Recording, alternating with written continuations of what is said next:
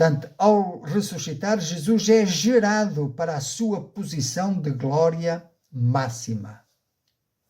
Em resumo, para o autor de Hebreus, gerar é o ato de Deus apresentar Jesus ao universo como o rei sacerdote triunfante, colocando-o num trono à sua mão direita, que é eterno, enquanto os anjos permanecem como seus mensageiros e servos, e a quem prestam adoração, honra, glória e louvor. Bendito seja o nome do Senhor. Jesus está exaltado acima de qualquer anjo. Bendito seja o nome do Senhor. Bendito seja o nome do Senhor. Não me canso de dizer isto. E diz também a palavra de Deus que, ao introduzir no mundo o primogênito, que significa introduzir no mundo e primogênito? Quando diz introduzir no mundo, está-se a referir à encarnação do Senhor Jesus, que sendo Deus se fez carne. A frase refere-se ao momento em que Deus traz Jesus ao mundo físico, em que ele se fez carne, assumiu a nossa natureza, confirmando a sua identidade divina e soberana, merecedora de adoração. Pois se ele foi introduzido no mundo, então ele já era Deus, ele já existia. E agora, o que significa a expressão primogênito? Lá está, precisamos entender isto bem. Porque aqui não significa o primeiro filho de muitos, não. Neste contexto, primogênito significa que Jesus é o Filho de Deus com o mais alto título de honra, de autoridade e primazia sobre toda a criação. Indica que Jesus pré-existe a toda a criação, que sendo superior à criação e sendo superior aos anjos, portanto é designado primogênito de toda a criação, como está descrito em Colossenses capítulo 1 e versículo 15. Então, veja a superioridade e a excelência de Cristo. Mais do que ser o primeiro a nascer, o termo designa o quê? O herdeiro principal, aquele que tem a posição de honra, de autoridade, de preeminência sobre todos os outros. O Senhor Jesus foi colocado numa posição de rei e Messias. No Antigo Testamento, já agora, o primogênito recebia uma porção dupla da herança e assumia a liderança da família. Isto aplicado a Jesus destaca-o como o herdeiro de todas as coisas e o Rei Supremo estabelecido por Deus. Veja que grande graça que ele, sendo rico, se fez pobre. Para quê? Para depois herdar todas as coisas, e não fica por aí. Ele diz que quer partilhar conosco a sua herança, aqueles que queremos, que temos esta fé na palavra, que queremos em Cristo como Senhor e Salvador da nossa vida. Portanto, se tu ainda não crês desta forma, ainda estás a tempo de vir a Cristo, de vir à fé, de crês a este Jesus e adorá-lo também como os anjos de Deus o adoram. Então, quando introduz no mundo o Filho, não é? O primogênito, diz: e adorem-no todos os anjos de Deus, no versículo 6. Então, os anjos, que são seres poderosos, passam a ser súbditos e passam a prestar culto ao Filho exaltado. Diz a Bíblia que ele foi feito um pouco menor do que os anjos. Porquê? Porque teve que assumir a natureza humana. Para quê? Para redimir o homem, para carregar sobre si o pecado da humanidade e para se oferecer em sacrifício na cruz do Calvário, mas ele ressuscitou e foi exaltado, pois Deus tinha prometido que aquele que se humilha será exaltado. E ele que foi obediente até à morte e morte de cruz, por isso Deus o exaltou soberanamente e lhe deu um nome que está acima de todo o nome. Por isso que ao nome de Jesus todo o joelho se dobre nos céus e na terra e toda a língua confesse que Jesus Cristo é o Senhor, para a glória de Deus Pai. Nós vemos na Escritura, não é, que Jesus tem os atributos do Pai. assim como também tem o nome do Pai, Yahvé, o nome do Pai, da qual o Filho herdou também o nome. Então o Filho tem um nome que é divino e tem um nome que é humano, que vem da genealogia humana, em hebraico, Yeshua. Mas ele era divino e era Yahvé ou Yahu, como se pronuncia, por exemplo, no nome de Benjamin Netanyahu. Ele era Yahvé, o Yahvé do Antigo Testamento, porque Jesus partilha não só os atributos do Pai, como também o nome do Pai. Bendito seja o nome do Senhor. E veja, o versículo 8 vem confirmar isto, chama a Jesus de Deus. É uma citação do Salmo 45, versículos 6 e 7, onde diz: o teu trono, ó Deus, é para todo sempre, cetro de equidade é o cetro do teu reino. Amas a justiça e odeias a iniquidade. Por isso Deus, o teu Deus, te ungiu com o óleo de alegria, como a nenhum dos teus companheiros. Bendito seja o nome do Senhor. Veja, este salmo no Velho Testamento é aplicado a Cristo. Bendito seja o nome do Senhor.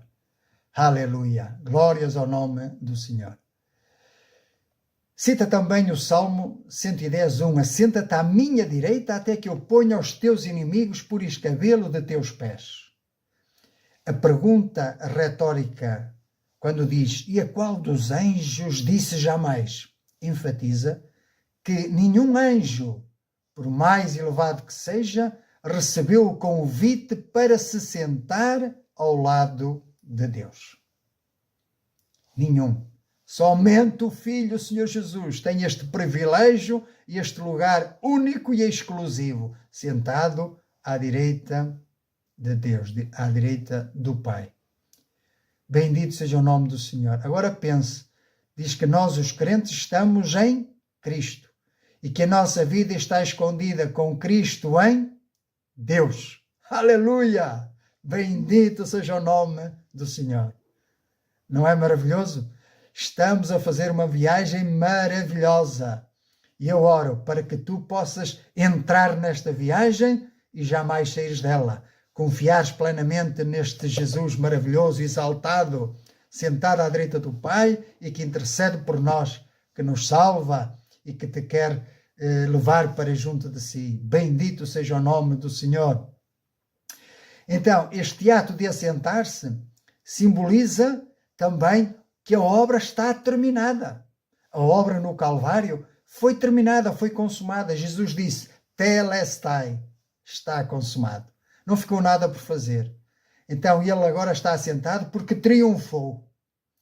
E enquanto os anjos estão constantemente em pé, ou voando, para cumprir as ordens. Aleluia, bendito seja o nome do Senhor. E enquanto o Filho repousa no trono, porque a sua vitória sobre o pecado foi consumada. Venceu o pecado, venceu a morte. Bendito seja o nome do Senhor. E ele possui as chaves da morte e do inferno. Bendito seja o nome do Senhor. E ele quer também livrar-te do fogo eterno. E por isso precisas te arrepender e vir a Jesus confessando os teus pecados e recebendo-o como Senhor e Salvador da tua vida. Observa o contraste. Cristo é Criador.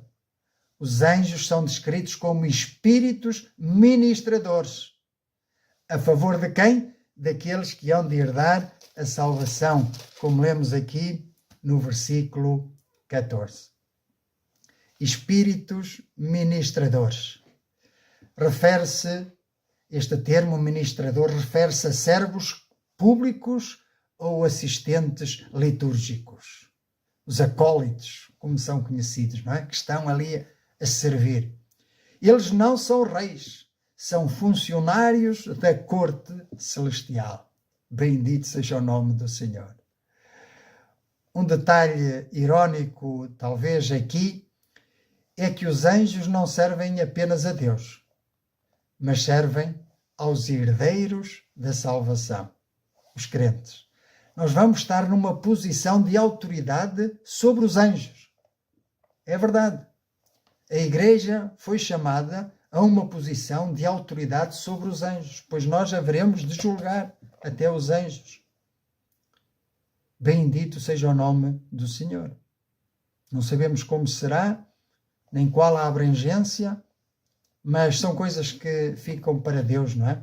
As coisas reveladas são para nós. As que não nos são reveladas, aguardamos até chegar lá à presença do Senhor e então conheceremos tal como somos conhecidos. Veja também o Salmo 102, que é originariamente dirigido a Yahvé, o Yahvé do Antigo Testamento, mas que é aplicado ao Filho, indicando divindade plena. Portanto, o Filho partilha da identidade do Pai, identidade divina. Ele está como Rei e Senhor à mão direita do Pai. Bendito seja o nome do Senhor. Bendito seja o nome do Senhor. Esta viagem está a ser entusiasmante. Um bocadinho mais longa, mas entusiasmante. E por isso talvez eu vá dividir esta viagem em duas partes. Por isso, se ainda não assististes à primeira parte, eu te aconselho a que assistas à primeira parte. De volta para a nossa viagem, vamos analisar o seguinte. Este texto, a título de resumo, este texto afirma claramente que Cristo é Deus, que Cristo é chamado de Deus, que Cristo é dito e chamado Criador. Portanto, existiu antes da criação. Que Cristo é imutável, porque sendo Deus, ele é imutável. E que está assentado à direita do Pai, numa posição de autoridade e de descanso, numa posição elevada, exaltada, triunfante. Bendito seja o nome do Senhor. Nenhum anjo recebeu o título de filho, como nós já vimos aqui. A função dos anjos são espíritos ministradores, enviados para servir os herdeiros da salvação. Portanto, Cristo não é apenas maior do que os anjos, ele é o Senhor dos anjos. Por isso, vemos que o Antigo Testamento deve ser lido à luz do Novo Testamento. Porque o Velho Testamento sem o Novo Testamento fica incompleto.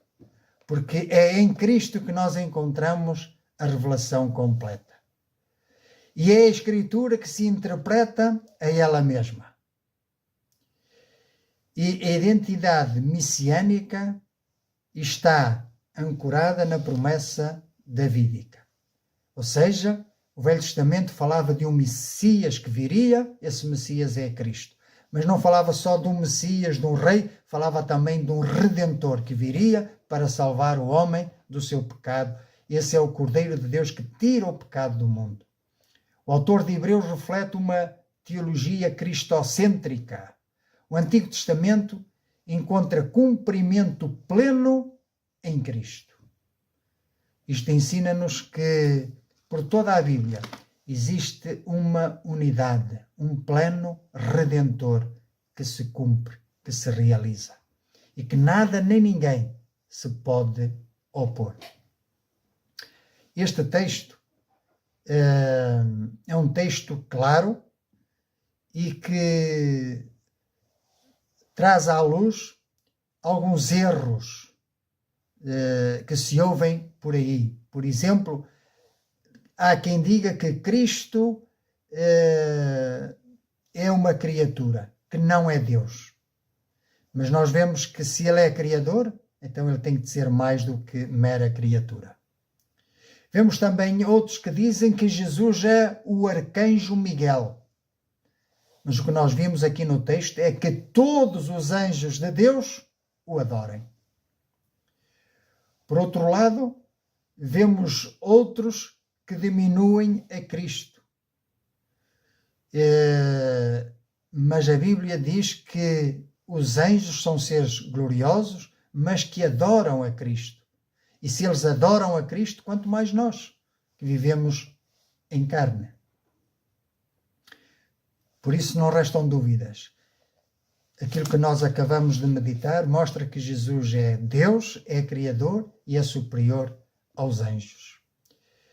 Então, chegados aqui, qual é a aplicação prática para a nossa vida? Que conclusões práticas podemos tirar?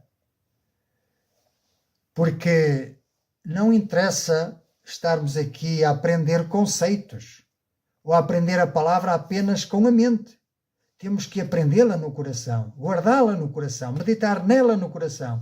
Assim como Maria fazia quando ouvia Jesus, as falas de Jesus que não compreendia, diz que ela guardava no seu coração, meditava nelas.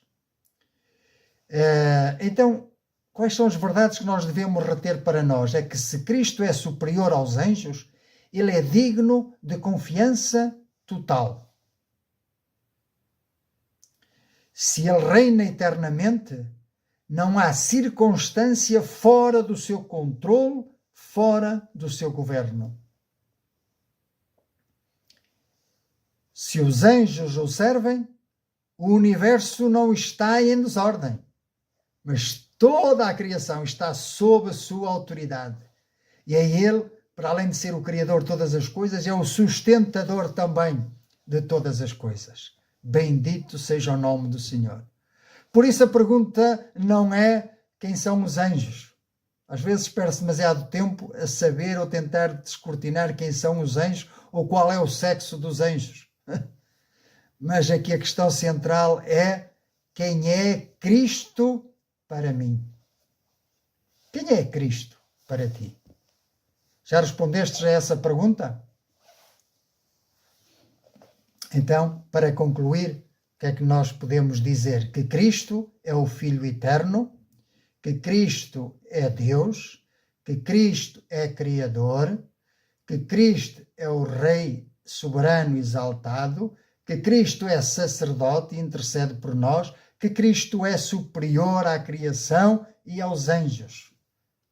E todos os anjos de Deus o adorem. Assim também nós, criaturas, devemos adorar este Deus exaltado. Bendito seja o nome do Senhor. Concluímos então que viver pela fé bíblica é examinar as Escrituras para confirmar se a nossa fé está firmada nesta verdade revelada. Porque a fé não é um tiro no escuro. A fé é apoiada numa certeza, numa realidade. Não é apoiada em ficção. Não, a nossa fé está apoiada na rocha que é Cristo, que é uma pessoa, não é uma religião, não é um partido, não é política, não é futebol. Não, são realidades espirituais, verdades eternas, princípios espirituais e princípios transculturais, que não mudam com o sabor do tempo, das tradições ou das culturas, mas que permanecem fiéis do princípio ao fim. Por isso o apóstolo Paulo diz que esta palavra é fiel e digna de total aceitação. Não deve haver reservas, não deve haver dúvidas quanto a aceitar esta palavra que nos fala do Senhor Jesus. Jesus diz aos fariseus, aos religiosos: vocês examinais as Escrituras, pois cuidais ter nelas a vida eterna, e são elas que de mim testificam. Bendito seja o nome do Senhor. E quando fazemos isto, necessariamente, nós somos conduzidos a render graças, louvor e adoração a este Deus soberano, exaltado, infinitamente sábio e amoroso. Por isso só o podemos louvar, adorar e dar-lhe glórias. A Ele toda a glória, a Ele todo o louvor. Bendito seja o nome do Senhor. Depois de contemplarmos a supremacia de Cristo e a sua humilhação voluntária, fazendo-se homem para morrer em nosso lugar, e o propósito redentor da encarnação, portanto, depois de vermos, de contemplarmos estas coisas, não podemos permanecer apenas neste plano intelectual, como eu dizia. Hebreus não foi escrito para nos dar informação, Não. Não foi. Não é esse o objetivo. A Bíblia foi escrita para homens pecadores que necessitam de salvação, que necessitam reconhecer que são pecadores, que estão afastados da vida eterna. Pois a Bíblia diz que não há um justo, não há um sequer, não há quem busca Deus. Todos se tornaram inúteis em seus delitos e em seus pecados. Por isso, eu os lanço fora da minha presença. E por isso, o pecador que não se arrepende está destinado ao lago de fogo e enxofre, que é uma realidade do mundo espiritual e que será um sofrimento eterno. Não troques esta vida que é passageira por um bem eterno. Não troques o sofrimento desta vida que é passageiro pelo sofrimento eterno. Ou melhor, não queiras ir para esse sofrimento eterno. Não compares o sofrimento desta vida que é passageiro, não queiras comparar, era isto que eu queria dizer, com o sofrimento eterno.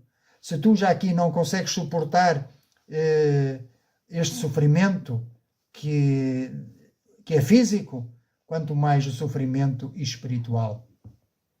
Não queiras cair no inferno, onde há ranger de dentes, onde há angústia perpétua, onde há raiva, onde há inveja, onde não há paz, não há sossego, onde há ansiedade, onde há estresse continuamente, onde não há gozo, não há alegria, não há satisfação, há uma insatisfação constante, há um desespero constante. É para lá que queres ir? É nessas circunstâncias que queres viver eternamente? Eu não. E por isso eu creio em Cristo, que me livra da ira futura. Bendito seja o nome do Senhor. Amém? Chegados aqui, é importante então fazer umas perguntas de reflexão. Eu quero te convidar a refletires comigo. Vamos então tirar um momento de reflexão, sério, honesto, mas um momento em que é entre ti e Deus. E vamos pensar, se Cristo é superior aos anjos, eterno e exaltado, que lugar ocupa verdadeiramente no meu coração?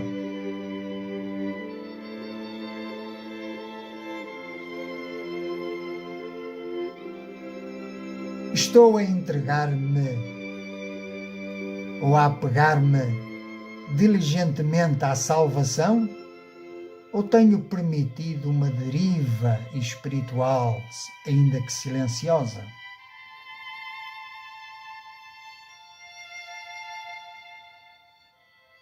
Tenho tratado esta tão grande salvação como algo comum? Tenho-a desprezado ou tenho dado valor?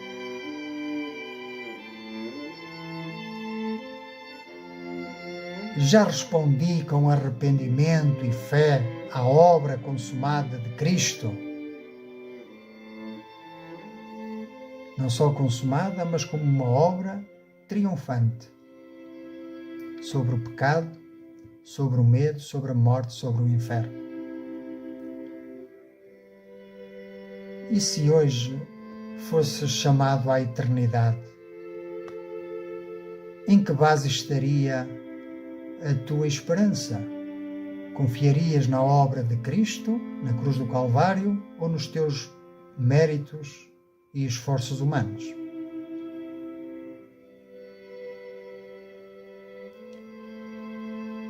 Sabe que não há neutralidade perante Cristo. Ou o recebemos como Senhor e Salvador, ou então o rejeitamos. Não há um meio termo. Não podes ficar na ponte. Não podes ficar em cima do muro. Ou estás de um lado, ou estás do outro.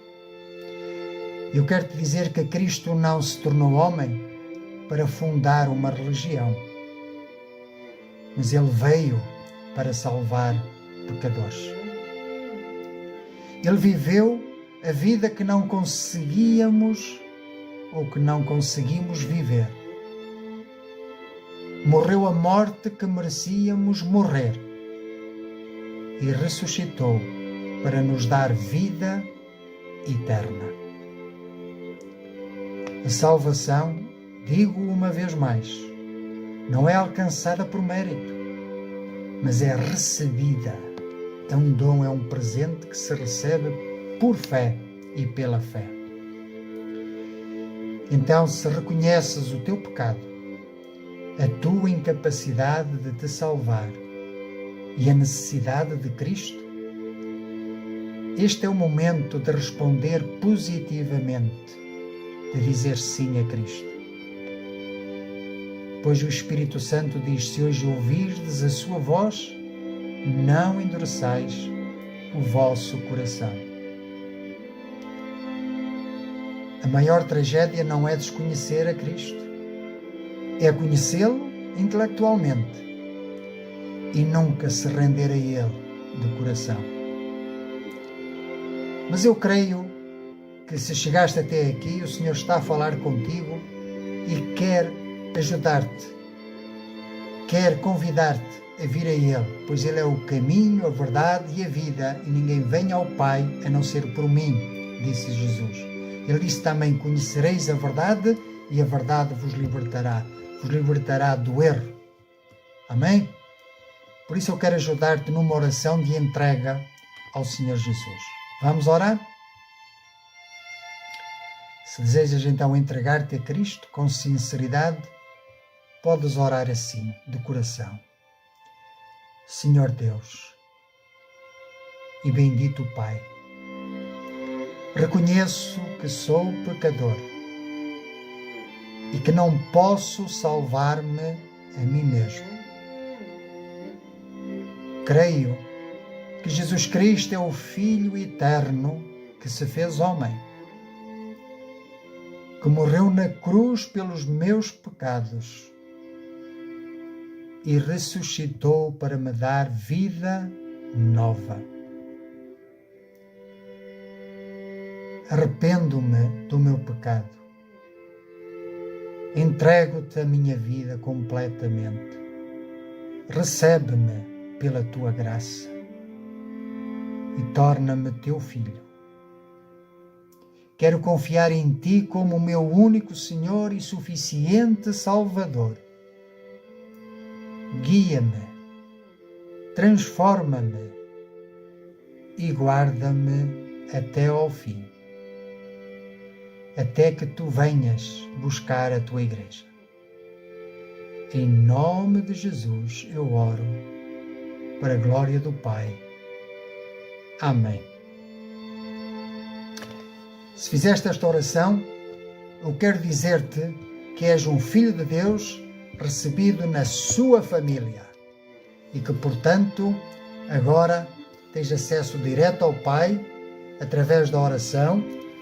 Podes ouvir a sua voz através da palavra e podes também, e aconselho-te a que te juntes com outros irmãos para partilhar esta fé, para seres encorajado e para continuar a testemunhar ao mundo esta boa nova. A boa nova que Cristo salva, cura e liberta e quer dar vida eterna a todo aquele que nele crê.